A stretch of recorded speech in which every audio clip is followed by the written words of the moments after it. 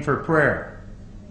No matter where he was, whether it was on the street corner or in the middle of the street even, he would immediately stop and perform his prayer.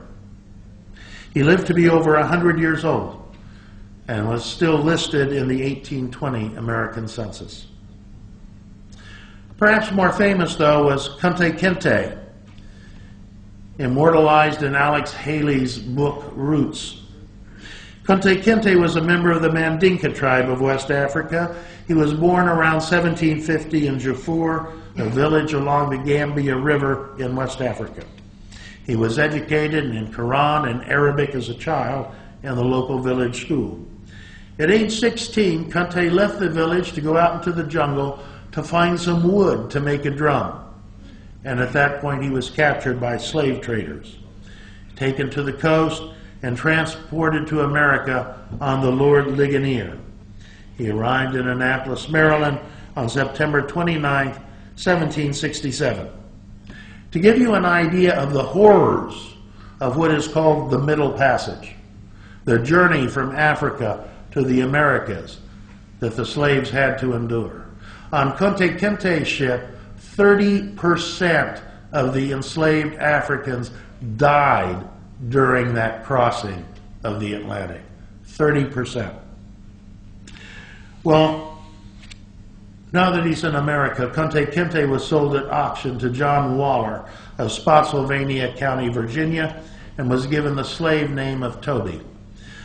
Kunta, however, was a proud person, and he didn't take to slavery very easily, and he repeatedly attempted to escape, being caught each time. Finally, after his last attempt to escape, in order to keep him from running away again, his owner amputated his foot. He was then sold to Dr. William Waller on September 6, 1768. He later married and fathered one child, a daughter, Kizzy. We know that Kunta Kinte continued his prayers throughout slavery and that he taught the basics of Islam to his daughter. However, his daughter was then sold away to another slave owner and was raped by that new slave owner, giving birth to a son who's known as Chicken George. Photos of Chicken George, taken late in his life as an old man, show him wearing a thobe and a kufi. The Islam of Kunta Kinte, despite the horrors and hardships of slavery, had managed to survive to his grandson. We Muslims also fought to secure American independence from Great Britain in the American Revolutionary War. Consider the case of Yusuf bin Ali, also known as Joseph bin Ali, who was a Muslim from Arab stock in 18th century Africa. He was found wandering in the American wilderness by General Thomas Sumter shortly before the outbreak of the American Revolutionary War. And when that war began, Yusuf was one of the very first to volunteer for General Sumter's brigade.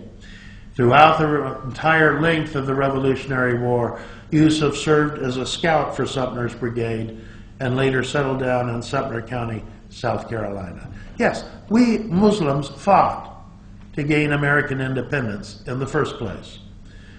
And a few years later, we stood armed and ready to defend the American coastline from British invasion in the War of 1812. Consider the case of Bilali Muhammad, a Muslim from the Fulbe tribe of Timbo in Guinea, West Africa. Muhammad was educated in Arabic and Quranic studies in West Africa and may well have been in training to become an imam. Around 1802, he landed in Georgia as an enslaved African, and he was purchased by Thomas Spaulding of Sapelo Island, Georgia. Now, Bilali must have been an extraordinary man. Within the hierarchy of slavery in the American South, there weren't very many steps. You know, the lowest rung on the totem pole was working out in the fields. This was hard, back-breaking work, and around 1800, the average life expectancy of a slave working in the fields was only 15 years. People were literally worked to death. Somewhat higher up in the slave hierarchy might be tending the master's garden, etc., and still a little higher up being a household servant. You had much better food, much better chance of continuing to live in these occupations. But this was usually it. But not for Bilali. Bilali was so exceptional that he actually became the overseer of the entire plantation. Usually this was someone who was a white, but here was an enslaved African who was the overseer of the entire plantation. And Spalding was so impressed with Bilali that we are told he did something quite unusual. He actually went to the trouble of going out and finding a copy of the Quran which he purchased and gave to Bilali. And he also allowed Bilali to build a small mosque on the plantation. Apparently the first mosque built in the United States of America, sometime in the first 2 decades of the 19th century. Well, when the War of 1812 broke out, the British threatened to invade Sapelo Island, Georgia, and they promised freedom to any slave who would rise up in rebellion against his owner. That's quite a carrot to hold out in front of someone. Well, Spalding and his family prepared to flee from the threatened British invasion, to leave the island, but before he fled, he called Bilali into him and asked him to organize the slaves to defend the island and Spalding's property. Bilali said that he could make no promises for Spalding's non-Muslim slaves, but he promised that every Muslim slave would fight to the death to preserve Spalding's property. So impressed was Spalding with Bilali that he actually went to the extent of arming Bilali and his fellow Muslim slaves with 80 muskets. To my knowledge, the only time in American history in which a slave owner dared to give guns to his slaves. This is how exceptional the character of Bilali Muhammad was. His word was his bond. Some decades later, we Muslims fought in the American Civil War to preserve the Union. Consider the case of Muhammad Ali ibn Said, who was born around the year 1833 in what is today Nigeria. He was educated as a child in Arabic, Quranic studies, and Turkish. At age 16, he was captured and enslaved, and then was repeatedly sold and resold many times, both in Africa and the Middle East.